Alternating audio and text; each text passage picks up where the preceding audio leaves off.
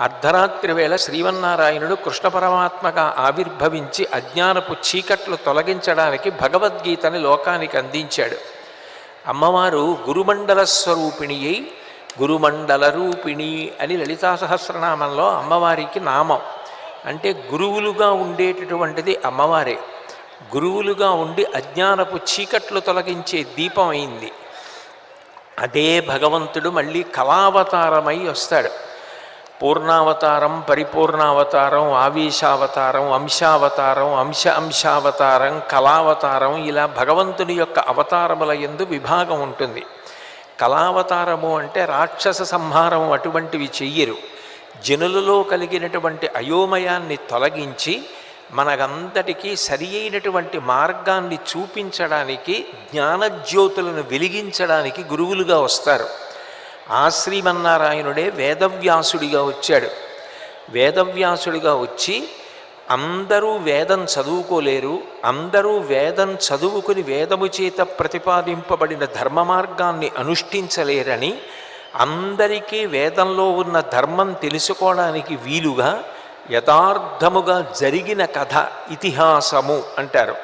అటువంటి ఇతిహాసము అయిన మహాభారతాన్ని లోకానికి అందించాడు.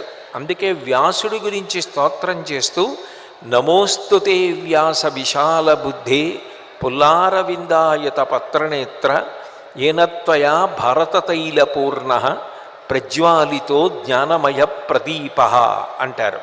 వ్యాసుడు ఎప్పుడూ వెలిగేటటువంటి ఒక పెద్ద దీపం.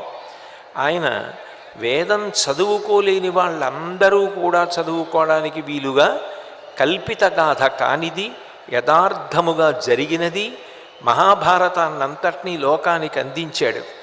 ఒక రోజు అన్నప్పుడు పగలు ఉంటుంది, రాత్రి ఉంటుంది. పగటి వేళ సూర్యుడు ఉంటాడు, రాత్రి వేళ చంద్రుడు ఉంటాడు.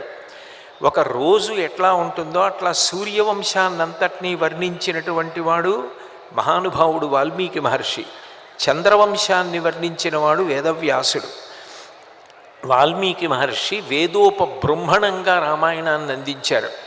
అందరూ వేదం చదువుకోలేరు కాబట్టి కల్పిత గాథ కాకుండా యథార్థముగా జరిగినటువంటి కథ ద్వారా, భగవంతుని యొక్క అవతారము ద్వారా ఆయన ఎట్లా ఏ పరిస్థితులలో ప్రవర్తించాడో చూసి దానినే ధర్మంగా గ్రహించి మనందరం కూడా ప్రవర్తించడానికి వీలుగా రామాయణ కావ్యాన్ని మనకి అందించాడు.